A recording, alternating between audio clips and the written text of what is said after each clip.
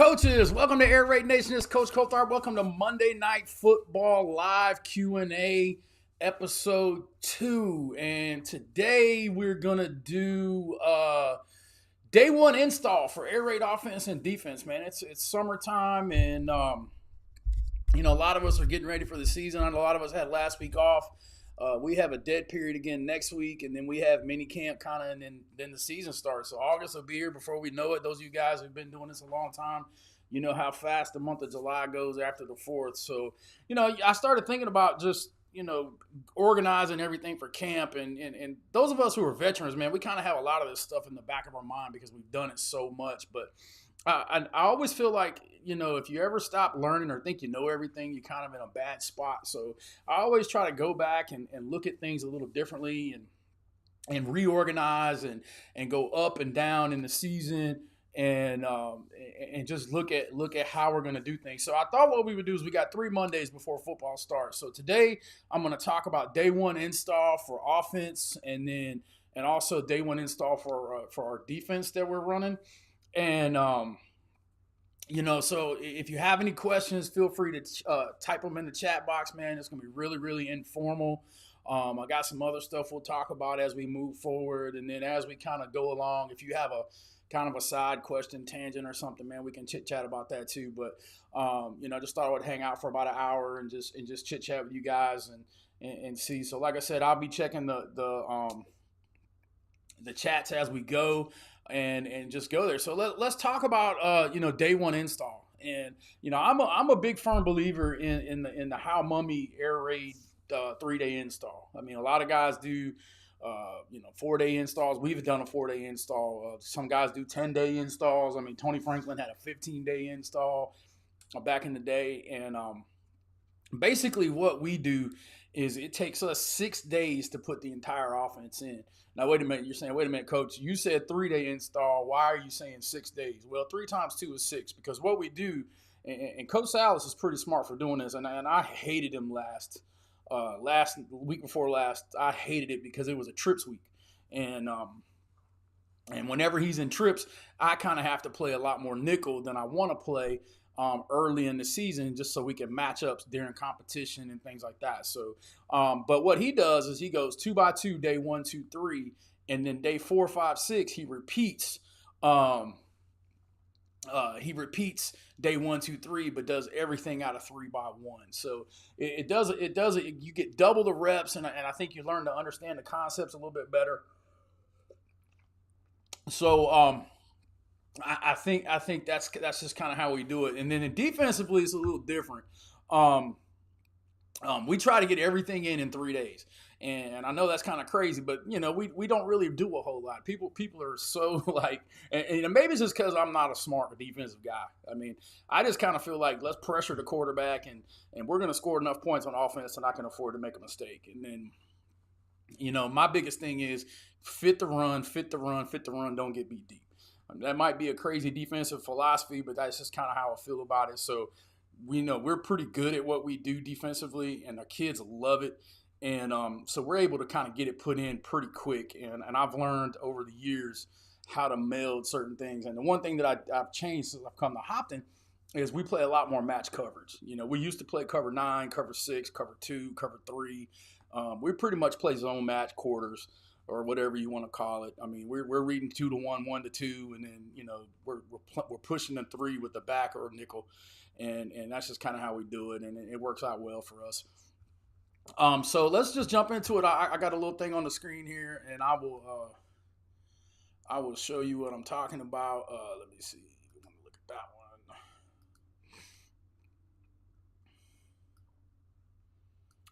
Not both screens. We want to look at just one screen. How do we do that?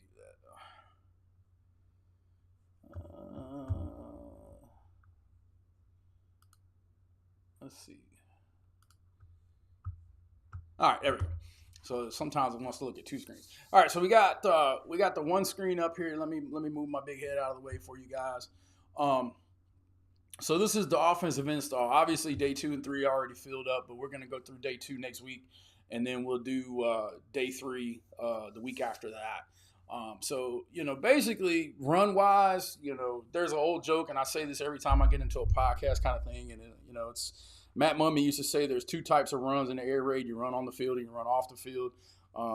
I think Lincoln Riley has really changed that in people's minds.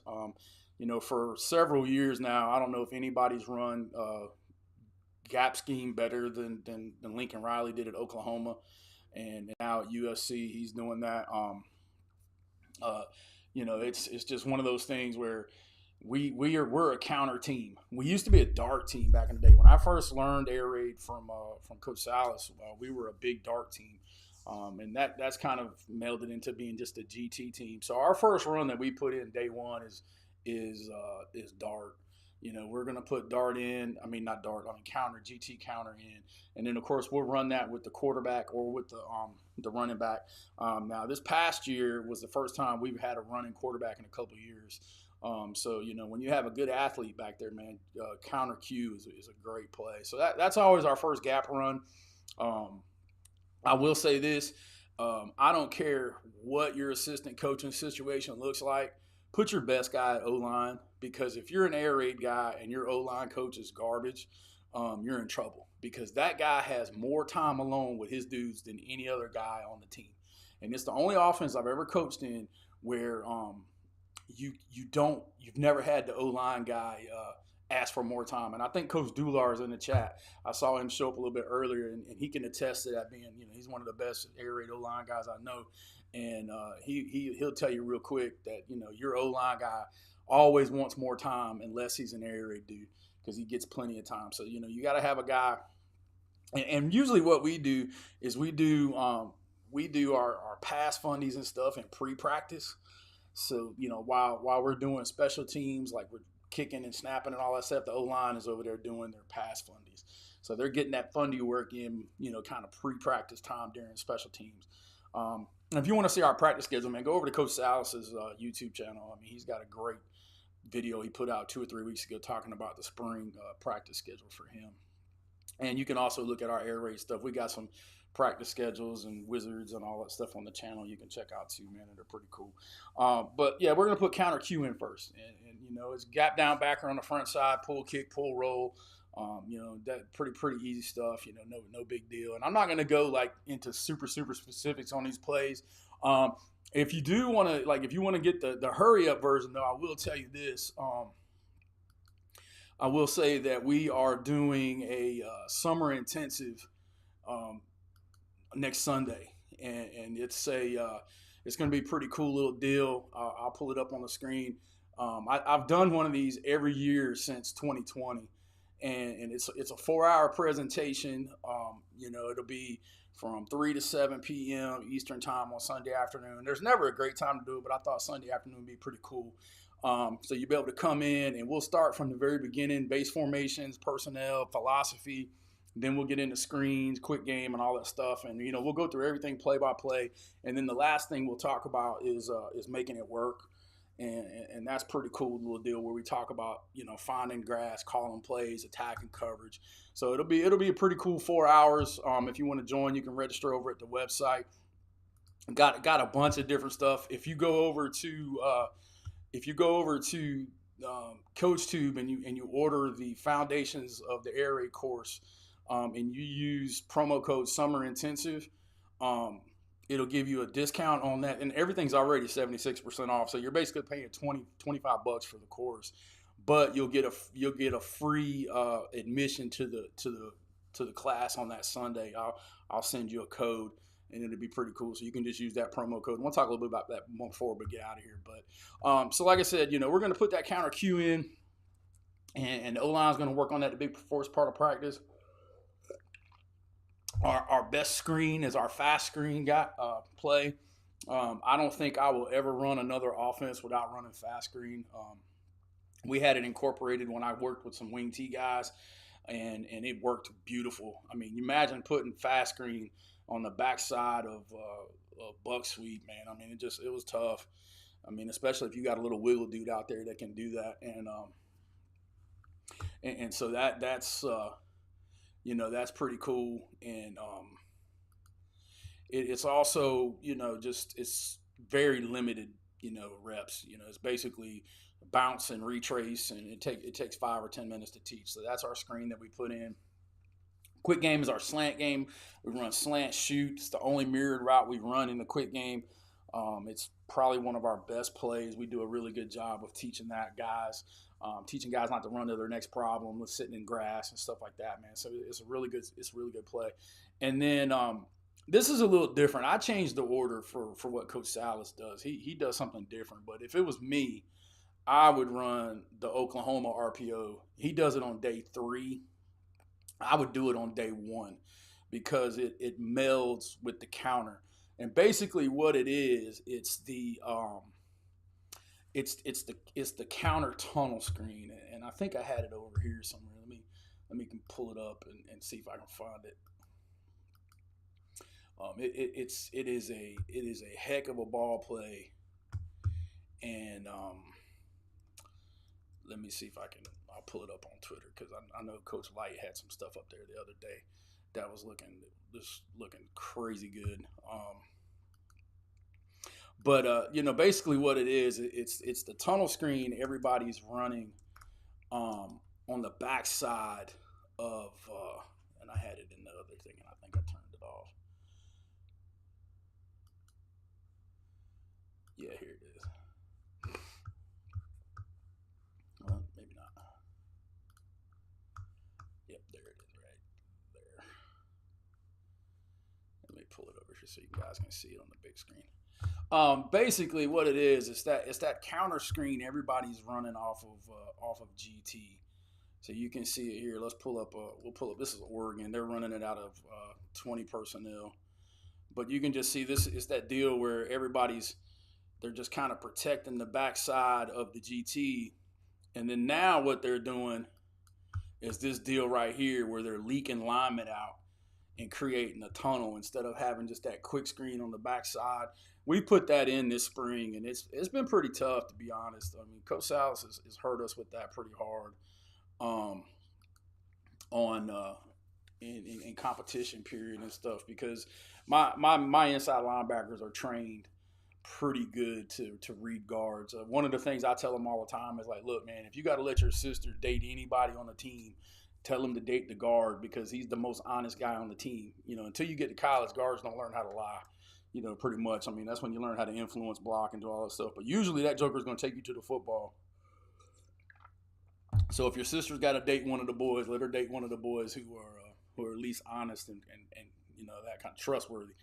So that Oklahoma RPO is definitely one that I think you should put in pretty much day 1 because it just melds with the run game blocking, and it's pretty similar to the fast screen. I know some people say, well, don't you want to put the surge in first? But for us, the surge or the tunnel screen is a double screen. So you got the back going one way, and then we're looking at flare screen, and then we're going to turn back and run the tunnel on that deal. Our drop back is choice.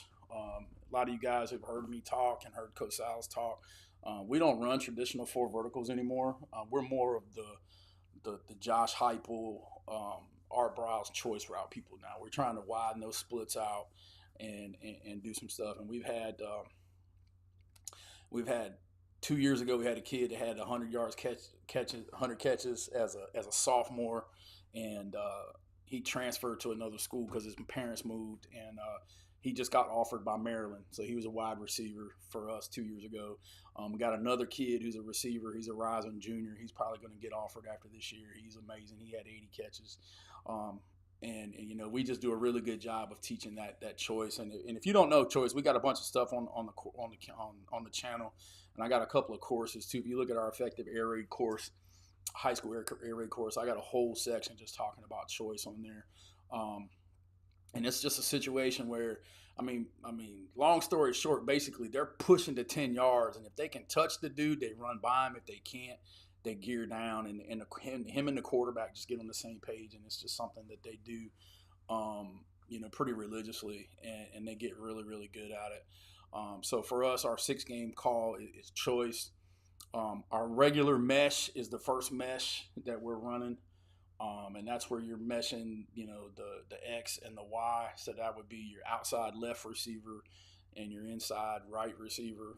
A lot of people are running just plain mesh now, or what we call Cougar, where they're doing the two inside guys and then running the deep outs on the backside. Just the kind of the choice. But we do have a 5-minute mesh period, and we just start off with regular mesh. And I'll be honest, we run a lot of mesh, but we don't run it until we get to the red zone pretty much. And it's a lot lately. It's been 2 back and 3 by 1. I don't really talk to Coach Salas about mesh too much. He gets sensitive when we start talking that kind of stuff during camp, because it becomes competition fodder. We have a competition period, and if you guys aren't doing this, you really need to do it. So we have really nice gold practice jerseys, and then we kind of have some trash white practice jerseys. They're oversized, and like they're all lineman numbers, so there's no cute numbers or anything like that. And so what we do is at the end of every practice, we have a 5-minute competition period. And it just depends what it could be. It could be 3 plays from the 2. It could be 4 plays from the 10. It could be 4 plays from the 20. It could be a 2-minute drill or whatever it is. And basically we go ones against ones. And it's not schemed up. It's basically us against them. We do what we do, they do what they do. We don't talk about what we're going to do beforehand or whatever. And whoever wins gets to wear the next day. That group gets to wear the good practice jerseys.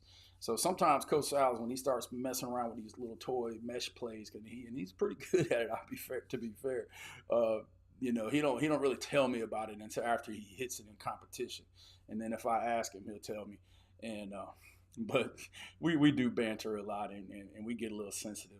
I ain't gonna lie, I get mad at him sometimes in competition, because usually it's not fair. And if you saw our wide receiver core this year, man, you'd be like, it's crazy. We might have one of the better ones in the state at our level. Really excited to see what those guys do. So that's we just run regular mesh, and then the formation is just ace, or we call it slot, but I've always called it ace. Some people call it open, but basically it's just 2 by 2. So. But that's day one install, man, right there. It's meat and potatoes. Like, and if people asked us, like, describe your offense, we would say we're a counter screen vertical team. We're gonna throw verts, run the counter, and throw the fast screen, and that's all day one stuff. So all of our best plays are day one. Best quick game slant, best fast screen, best run counter. Best pass choice.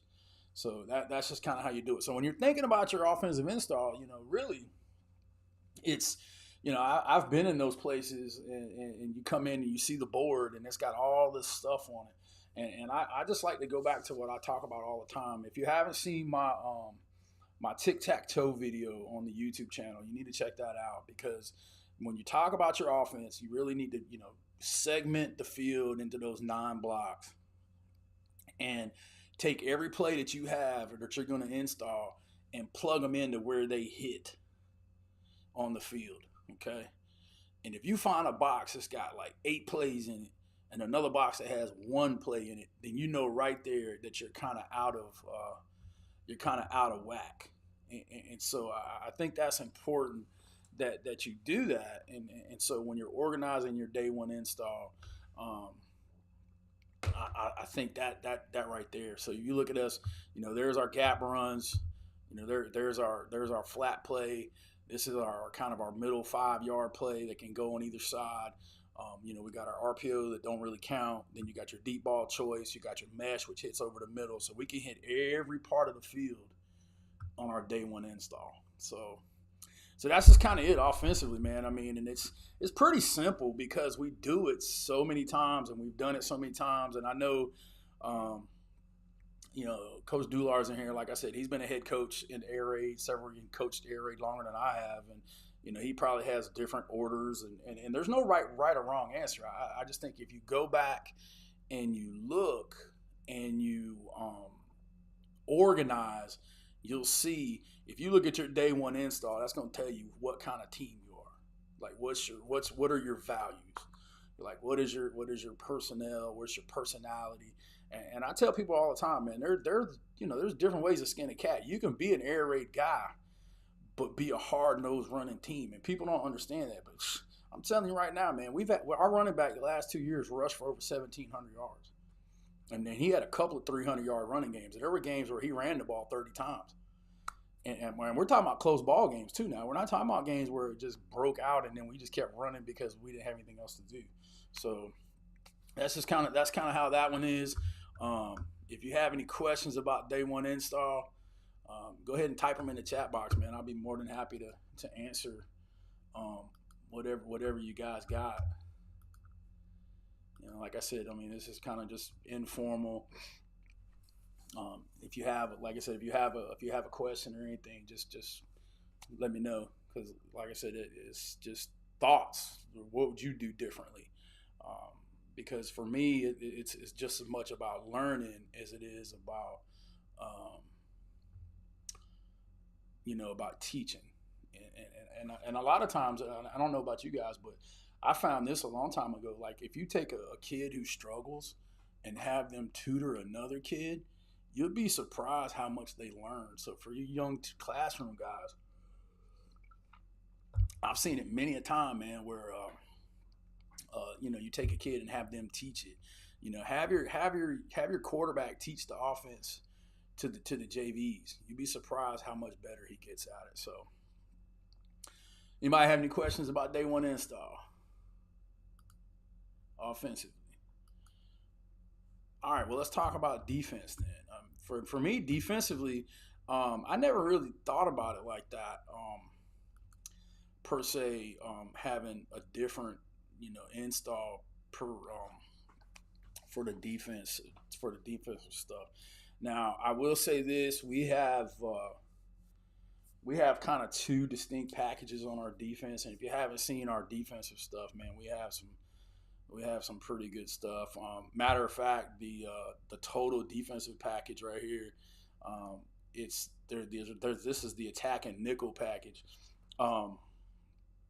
but we have our total defensive package right now on sale at the website for $40. Like I said, everything is 76% off this month. And so, the defensive courses weren't but like $25 a piece. So you can get like all 5 defensive courses right now for $40. Just go over to the website, and I'll put a link to that in the description for those of you guys want to check that out. But defensively, we're a long time ago when I decided that if I was going to be an attacking offensive guy, I had to be an attacking defensive guy. I don't really believe in bend and don't break defense. And I want to take chances. I either want to create a turnover and get that ball back to my high-powered offense real quick, or give up a freaking touchdown and give that ball back to my high octane offense real quick. Because I feel like this: if I create, or if I'm +1 in the turnovers and I make you punt twice, okay? If I'm +1 in the turnovers and I make you punt twice, we got a really good chance to beat you, because that's how good we are offensively. When you're a freaking high-scoring team, and I never thought I would hear a guy say this, but Richard Bailey, who coaches at Scotland County, is one of the best high school football coaches in North Carolina. He's coaching like 6 state championship games. He coaches Amir White, a bunch of other NFL guys, and a bunch of D1 football players. And he was a notorious defensive guy. And, I remember him saying one time, if we won 28 to 21, I would be pissed off because I didn't think we played well. And then, he was one of those 17-point or less defensive guys. And then all of a sudden, he got really spread happy and running the ball hard and having good athletes and understood the difference. And he's like, look, dude, if I beat you 48-35, I'm just as happy as if I beat you 21-14. Because he realizes that football's changed a little bit. Who doesn't want to have a shutdown defense where you don't have to worry about it? Obviously that would be awesome, but those are hard to come by. That's why we still talk about the 85 Bears. I saw something about them on TV the other day. And then, the 2001 Ravens and those kind of guys that were just, freaking otherworldly. So defensively, we're a base 3-4 team. And why I went to a 3-4, when I first started coaching, that's back when Mac Brown first was at Carolina, and they were a big 4-3 team. And Jimmy Johnson and Larry Coker and those guys were running Miami 4-3. So when I first started clinic in defense as a kid, as a young coach, it was all 4-3 stuff. And then I can remember my second year as a head coach. I was 27, and I was sitting there watching. I had a defensive lineman who was just he was big and sloppy. I mean, we've all had one of those guys on the team. Great kid, just couldn't move, but I basically all we wanted him to do is eat blocks and things like that. And then I had like 3 dudes on the sideline who were like 5'11", 175, and could flat foot jump and touch the rim, standing on the sideline. I said to myself, that doesn't make any good sense. It doesn't make any good sense. So what do I got to do? So we were actually going to play a really, really good team. One of the first spread teams that was in our area, and we put a 3-4 package in, and just had a couple of blitzes, and we were going to play Scotland County, and they had a D1 they had a D1 quarterback and a D1 kicker, and they were supposed to blow us out the water. Well, we played that spread against them the whole game, and ended up going up a 2-point conversion. On 3rd down, my DB dropped the ball for an interception with a minute to go. And then the kicker, who signed with University of South Carolina, kicked a 49-yard field goal to beat us 24-22. And that right there told me, okay, I need to learn, 3-4 odd attacking style defense. And so that's when I went on my journey. And I will be honest, there's a guy on Twitter. Let me see if I can find him. He's an old school guy too. He's been doing it a long time. As a matter of fact, I talked to him on Twitter not too long ago, but Coach Joe Nixon is his name, and he's been a coached about a bunch of different levels, college, Canadian League, bunch of stuff like that. Anyway, this is him right there, Team Knicks 3K. He was the guy that I learned the 3-4 from the very beginning. He created 3 videos, and he was selling them on American Football Monthly. I know you guys grew up reading that magazine. That used to be my favorite magazine, man. I couldn't wait for it to come out. It used to be an AFQ, American Football Quarterly, and that magazine would come out, and it was like the Sears catalog. For those of you guys a little bit older, back in the day, Sears catalog would come out in like September, October. And by the time December rolled around with Christmas, all the dang on pages would be tore up because you'd look through that thing so many times trying to find something for Christmas or whatever. But when AFQ first started coming out, I started reading articles. And then it became American Football Monthly. And so they had these video service, and I bought all 3 of his 3-4 videos. And that's where I started my journey. And it's great stuff. So if you ever go back and find it, I'll have to see if I can look it up and put a link on it. But those 3 videos were the basis of what's today called the Dog Soldier. And so then had a kid that signed with East Carolina. And great thing about that was Ruffin McNeil was one of my coaches in college. And so he signed one of my outside backers. And so that gave me the insight to be able to go up there and talk defense with Brian Mitchell and those guys. And then also Lincoln Riley was there. So that's how I got to know Lincoln. I got to spend a little bit of time with him every time I would go up and visit. But Brian Mitchell, he's at NC State now. He'd been at West Virginia, a bunch of other places, but he coached with Bronco Mendenhall. And so his 3-4 background was Bronco Mendenhall, who was Dick LeBeau at the Pittsburgh Steelers, blah, blah, blah, blah, blah. And so over those years, I just learned from those guys, studied from those guys, and then got this idea about what I want to do. And so I still use the base Joe Nixon rules, which are just, we always call the strength to the wide side of the field. And I know people think that's crazy, but I think you're better off teaching your guys how to align to what they see than looking for somebody and reacting. Because too many times offensive guys, that's what they want to do. They want to trade tight ends. They want to motion people. So we just teach people how to change stuff. And to be honest, most of the time in high school, you're not gonna have like one dude who has to play on the weak side, one dude who has to play on the strong side pretty much too often. So I want to be able to put my best players to the wide side of the field, or if I have a really good defensive end and I know I see a lot of cutback runs, maybe I'll put them on the weak side. But so our very first day on defense, we start off on our odd front, and we base out of a 4-0-4. Um, we just started toying with a little bit of mint front this spring, just for some different stuff. But basically, we're gonna go over and under. So basically, we'll slide into a what looks like a 4-3 look or a shade 50 look, off of that stuff. And I will tell you this: we do what we call spin quite a bit, which means we'll start in one front and bump to the other front just as soon as the cadence starts. So I've realized really quick that whatever you can do to confuse linemen is pretty cool. I was one of them, and I knew what I liked and what I didn't like. And so as a defensive coordinator, I want to put linemen in binds that I didn't like. I was a pretty high level lineman. I mean, I played in college and all that good stuff, but there were certain things I didn't like, or when I saw, I knew it was going to be a little bit of a headache. So I try to incorporate that into what we're doing, and one of those are shifting fronts and things like that. So we're going to put our first 3 fronts in on day one, and it looks like a lot, but really all it is moving 2 people one way or the other. So we get on the barrels and we do that, and then we put in basically 4 stunt blitzes. The first one is loop. It's something new that we're doing. It's a torch stunt. I don't know if you guys know what a torch stunt is, but I'm probably gonna do a video on it once I get some film. But I got it off of watching Coach Mack, and I actually think Coach Mack went live tonight. And I guess we should have coordinated because I haven't talked to him in a while, but I think he's live tonight too. But I watched one of his videos, and they do it with the 3-3 stuff, with the 3 high safeties. But basically what you're doing is your nose is reading the down block of the center. So if the center down blocks one way, the nose loops the opposite way. So it gives you a +1 on gap scheme.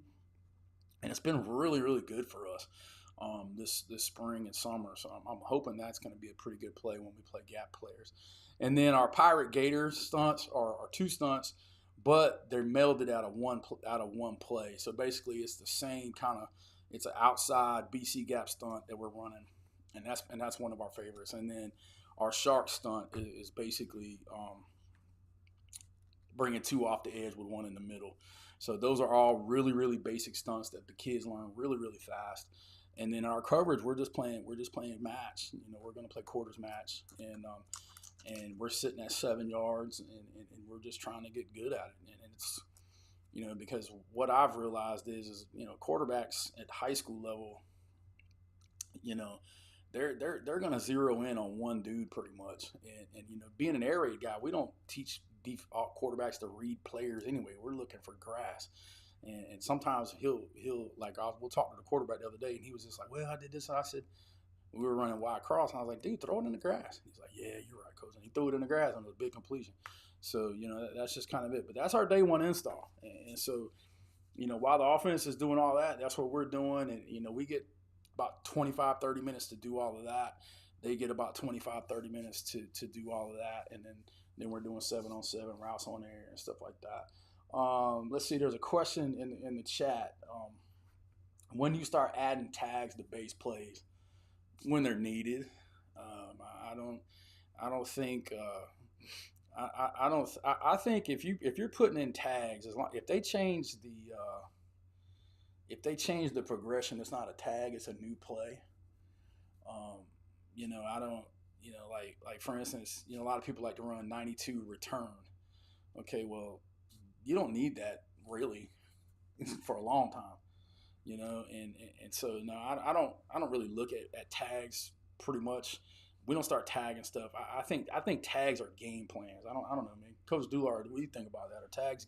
Are tags necessary like bases, or do you look at them as game plans too? Because that's kind of how I look at them. When I'm going into a game and I say, that right there might be good. One of my favorites is stick post. If I know a safety is jumping down and hitting that post, hitting that stick route, then that's what we're gonna do.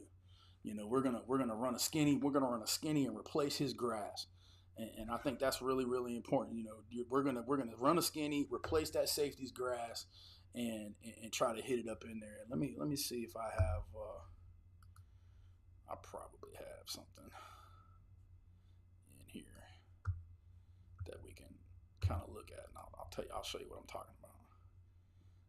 All right, this is from a couple of years ago, but so like right here, this is a great example. This is a home run ball right here. Okay, so look right here. We're running what we call it 10, which is Y stick, And this is the old way. This is 2 years ago. If you guys see me talk stick now, we actually run this. We learned this from Coach Longo. We tell the back now to run to the stem of Y, and then we single read this. We read this as one play now, and it's freaking amazing. It's been ground changing. Okay, so that's what's going on right here. That's just stick. You see how that safety right there is getting nosy? So that safety he's coming up making that play.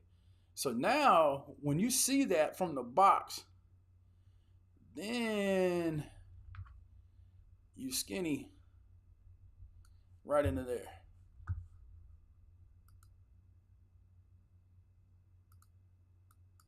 And so now you've hit a post right there. Because he's getting nosy. He's looking. So as soon as he sees that guy's eyes go here, he's jumping up. And if you see that happening, that's when you need a tag. Okay? But you shouldn't have to practice that tag like that. That's just one of those things where, hey, man, we're going to run a skinny right there. Bang. So that's a game plan thing that you look at in the film, I think. And so, that would be my answer to that. Coach, do our smart guys run, shoot on stick? Yeah, I'll be honest. We've had this conversation before. I was a big swing guy for years, and Mummy was a swing guy. But after we sat there and listened to Longo talk for that hour that night, he literally talked about stick for an hour and kept our attention. And he was sitting there talking about 6 guys who could teach the air raid offense. He wasn't talking to a bunch of dudes. There was probably about 12 of us there, but there were 6 of us who could teach that offense pretty good at a high level, and all of us were raptly attentive to what he was saying. So I don't know, Coach, if that answered your question. It's about tags so much, but I feel like sometimes when I talk to younger guys or newer guys, they get so enthralled by that. But here's once again what I would tell you, man. The idea of the air raid is that less is more. The more you're trying to carry into your package, the less you can practice. And the less you can practice, the not as good as you're going to get. This is one of my favorite Mike Leach stories. Had a chance to have dinner with Coach Leach in San Antonio one night, sitting at a table. Man, it was an impressive table of football coaches, and I was just happy to be there. I was nobody, not that I'm somebody now, but it just was a situation where we were sitting there and he was talking and Coach Mummy was there and they were talking and they were talking about installing a play, and he just kind of looked at me because Coach Leach was kind of like that. He never big-timed anybody. If you ever met Mike Leach, he acted like he's known you his whole life. And he would look at you. He looked at me and he said, well, what do you think? And, I looked at him and I said, well, Coach Leach, I like what you're talking about, but I kind of think about what I had to take out to put that in. And he looked at me and he said, you get it. And I think that's why when people look at him and they see the little play card that's the size of an iPhone or whatever, they're like, oh, well, this don't make sense. And everybody else, that's just the way he was, man. And that little card just had special plays on. 2-point play here, that play there. There wasn't a whole lot. So that's just kind of how I've looked at it over the years. Is just try to keep it as simple as possible. Don't try to complicate things. Just like slant, for instance. We run 7 pump, which is he's gonna run inside, and if that safety jumps outside, if he's jumping down, we'll run a sluggo off of that. We'll run wheel, where we just we're taking those boundary guys and we're running the arrows and we're turning those into wheels. But that's not something that we practice pretty much a lot. It's just we'll throw it in on routes on air every now and again, and then if it's there, it's there. It's kind of, but we take every play into every game. And if I was to, and I'll give you a sneak peek, but like if I was to look at day 2 and then come over here and look at day 3, all of that goes into every game. Okay, all of that goes into every game. So it's not something that this game we're going to run this. I mean, we carry the whole package in every game. Now, does that mean we're going to call every play every game? Absolutely not. I mean, we're not going to do that. That's for sure. But we are cognizant of what we practice versus what we call. Okay. I mean, if we're not practicing something, and classic point, Coach Salas has put in sail again this year. We didn't call it a lot. We've never called sail a lot. I used to treat sail as a rollout play. I'd run it out of trips and I would roll to it. But he's put it back in because he likes that post out combination, and he's forced himself to call it over and over and over and over and over. And we'll see. I mean, I know how he is, and I tell him all the time. He's like, "Well, I like this play." I was like, "I know." I said, "But you know what's gonna happen on Friday night?" And he's like, "Well, nah, I'm gonna try not." But he knows too, and he'll go back and look at it, and we'll talk about it on the weekend, and he'll say, "Yeah, man." And then we're not hard headed. If we're not gonna call it, we're not gonna practice it, and I think that's important. And in the same way defensively, I will give you a great example. Let me see if I can pull it up. Pirate, for instance, has not been one of my favorite stunts. Okay, I've called Gettr way more than I've called Pirate. Let me jump over here and just play. All right, so just for those of you guys who don't know the defensive stuff, and like I said, man, the whole defensive package is on sale over at the website at Coach Tube right now for like $40. So you can get all 5 courses, including the nickel stuff.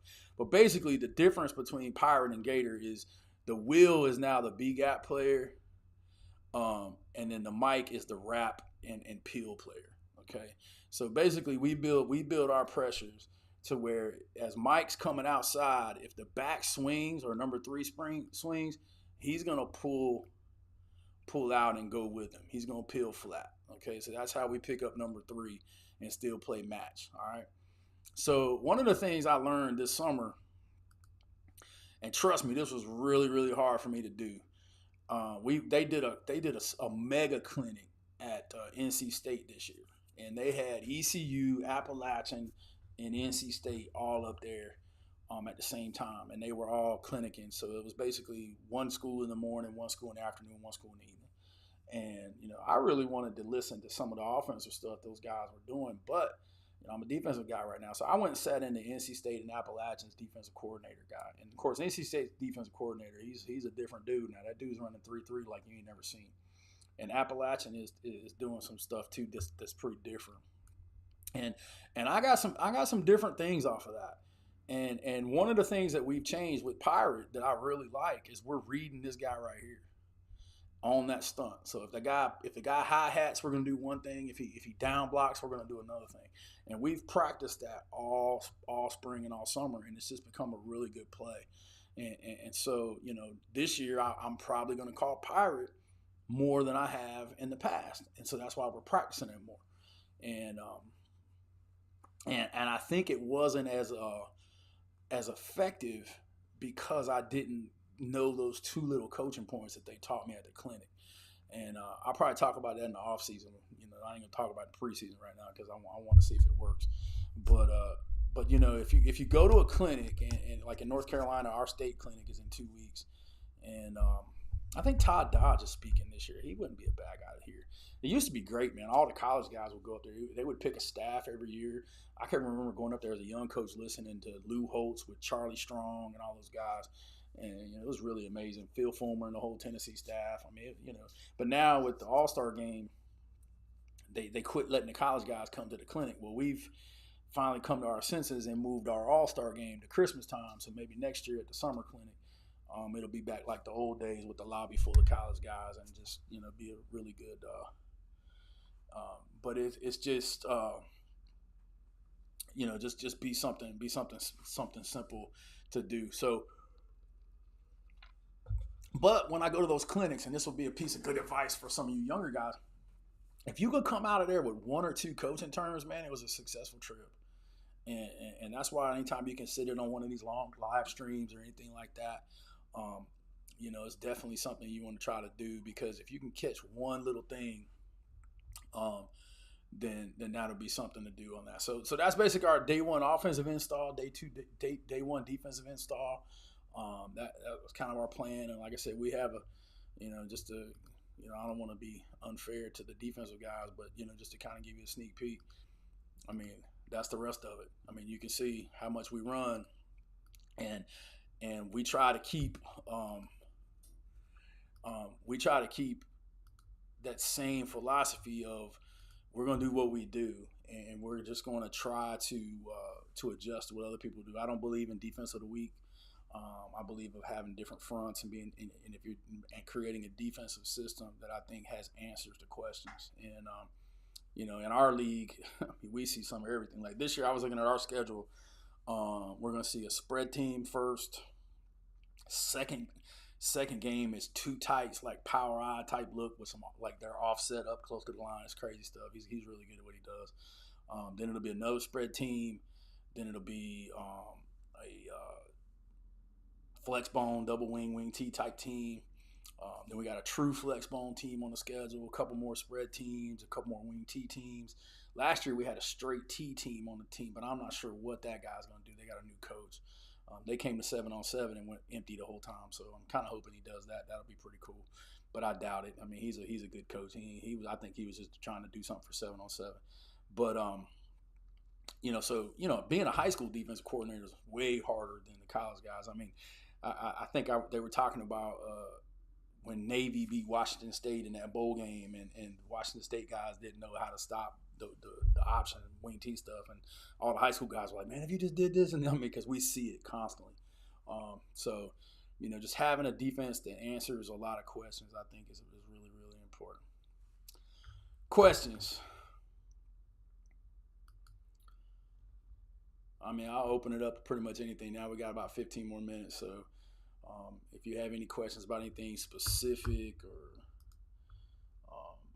anything like that, please let me know. It's it's definitely that time of year where people are talking, covering that. Yeah, Carlos, I don't really cover those guards like that anymore, man. I mean, we'll run some mint and then we'll bump to over and under some, but I don't necessarily care about them as much, especially because we see so much wing T. When you're seeing wing T, you want to be able to chase those guards. Those guards aren't gap blocking on you as much. Those guys are going side to side way more than they're going down. Now, I mean, if we're getting gap scheme stuff, inside gap scheme power, things like that, then we'll go over under. But against the wing T stuff, one of the better wing T guys I ever coached with, and against said he used to hate our defense because it didn't give him angles. When playing everybody head up or whatever, it takes angles away, and wing T guys want angles. Let's see, I'm running the air raid offense. I'm having issues with the alignment of the wide receiver on the hash and the trips. I would, coach. I would be honest with you. Like, I get this question a lot, and Shane's in here. Maybe he can help on that one. Let me add it to the screen so people can see what your question is. And I appreciate you watching, Coach. Man, it's definitely a labor of love. Well, I don't know if I can. It's gonna be dark. Let's see if I can change the font. Yeah, let me flicks this over. It is it's definitely a situation where you have okay, here it is. He's talking about the alignment of wide receivers. I get this quite a bit from people, man, where they want to know like where you line guys up. The only person that has like a stock rule for me is the Y. I tell him I want him about 4 yards from the tackle. The Z and the X are either going to be on the top or the bottom of the numbers, pretty much. And I got this question from a guy the other day. They were talking about how to run 2x2 4 verticals into the boundary, and I was like, dude, look, my rule has always been this. And let me get back over here to the other screen. My rule has always been this right here. This area right here. This area right in here. Anything outside of that belongs to the quarterback. Okay. I tell receivers the only way you go out there, especially on vertical routes, is if the quarterback throws you into there. So we want you to try to release and stack and get back out here and stay inside as much as you can. Now, obviously, if you're into the boundary like that, um, I would suggest going 3-by-1 and doing that. But we tell our kids to get into what we call a performance alignment, which basically means, if you're running mesh, like this guy right here, if he's running mesh, he might have to get tighter because he's not fast. Okay, so X might have to come in a little bit closer to Y. I mean, to H to be able to get across the field. So I mean, that's just kind of how that is. I don't have a good answer for that question. I mean, I can tell you what I was taught. I mean, basically, we want to split the difference. H, we want to split the difference, and then Y, we want about 4 yards because he's doing a lot of cross and stuff. Now, I'm a traditionalist. I'm not going to run H cross like 95H. I'm not going to do that. We'll run shallow with those guys and stuff like that. But I think, and let me put what Shane put on the field. Shane says on the far hash, the X and Z line up halfway between the hash and the numbers. Inside, split the difference. Still hit landmarks marks on 6. In the boundary, bottom of the numbers are wider if needed. Yeah, that's pretty much what we're talking about. I mean, so it's get to that performance alignment, and be able to get onto those same tracks of what you teach them. And once again, that's why, like, if you go back on the channel or you jump on to on our Coach Tube stuff and you look at what we're talking about with choice, choice is life changing to me, man. I mean, I was a 4 vertical guy and I loved it. I was gonna find the best win and then go outside and go get that dude and try to try to get that deal. But then when I started looking at what Randy Jackson was and Josh Heupel and those guys, I mean, you can see over here in the effective high school offense course, we talk about choice for 10-15 minutes. It's pretty cool. And then there's a course that we did, and Coach Dular was on there with me, that we did that has some other stuff in there. Just the evolution of I think that's one of the evolution courses where we talk about choice the most. And just learning where to put these guys, learning where to do that. It's so much easier on the quarterback.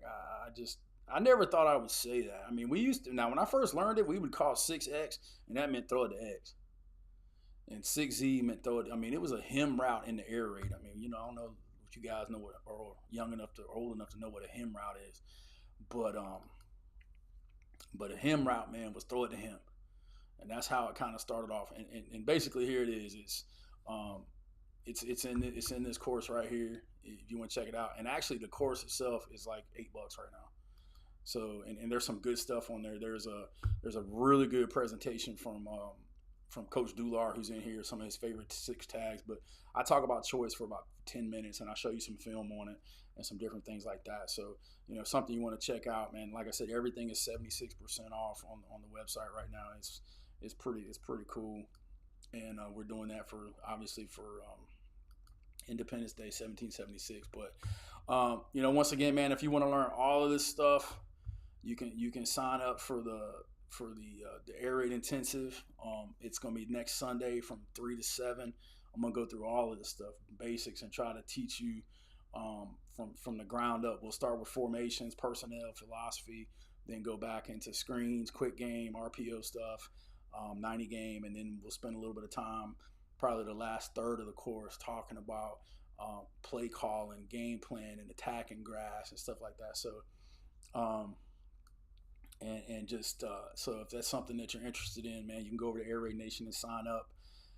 Or if you go over to the website and you buy a course and use that code I told you, if you buy the Foundations course and you use that promo code right there, you'll get a free admission. So And then right now also, even though everything's already discounted 76%, just because I like you guys, if you buy a course and you put live stream 23 in the promo, it'll give you another 10% off. So do that. Let's see. Let's see what somebody Carlos said. What now? Do you like Y cross out of split or 2x2, 3x1? All. I mean, it's our play action run. I mean, it's our play action pass. I mean, I love it out of everything. When I went to Grays Creek to coach in the wing T, I asked Coach Mummy about it, and he said, Coach, Y cross ain't nothing but waggle. So if you think about that, yeah, it is, and especially the way we're reading it now.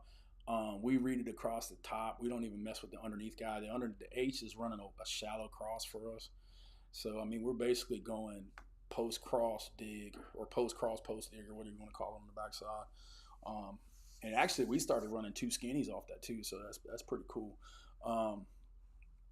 Flipping personnel, wide receivers, no. The idea of the air raid is to maximize reps, and I think if you're moving a guy around, he's not getting the reps he needs. I think you get more bang for your buck. Leaving them where they are. I mean, every now and then you might move a guy to run a jet sweep or something like that, but I'm not a big proponent of moving dudes around.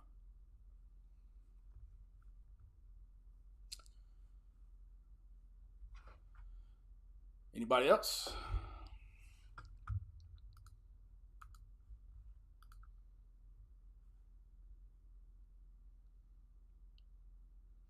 We got a couple more minutes. All right, guys. Well, I hope you've enjoyed it. I'll be back on next Monday night talking about day 2 install. Looking at what we do on day 2 offensively and defensively, kind of why we do it and why those are day 2 plays. And then we'll also, we'll take general questions, anything like that. So if you have any questions, man, always, you can hit me. You can hit me up on Twitter and at Coach Coltharp or on Instagram at Airraidnation. Over on the website, you can go over there and check out everything we got going on over there. We got merch and all that good stuff. Lewis, man, I'm more of a power read guy now. If I'm running power, we're more of a GT team than a power O. Guys don't realize Coach Smith is in here. Carlos's dad was a legendary middle school coach around this area, and he played for me when I first started coaching. I was a young assistant, yellow behind the ears, and he played safety and running back, and I was the O-line coach. So I've known him since I was 22, 23, so that's been 20-some years, man. So he's an up-and-coming coach around here as well. But, our high school coach was a big 46 off-tackle guy, but no, I'm more of a power read guy when I run power. Great coaching point, though. I learned this when I was at the college. When you're running power read, have your quarterback back up to 5.5 instead of 5. The defense won't be able to know, but it'll give them a half a second longer to read it. So that's a great little steal I got when I was at the college level. So, all right, guys. Well, listen, man, I appreciate you guys stopping by tonight, man. Hopefully you learned something, and I was able to share. And then we'll do this again next Monday night on day 2. I appreciate you guys supporting the channel and the courses and all that stuff like that, man. It's kind of helped me put my daughter through college, and I'm really excited now because she got a job and she's working for Microsoft, and maybe she'll take me on vacation one day. So it'll be great to do that. But like I said, man, as always, man, if I can ever help you with anything, feel free to hit me up. I try to get back to guys as much as possible, and as always, spin it to win.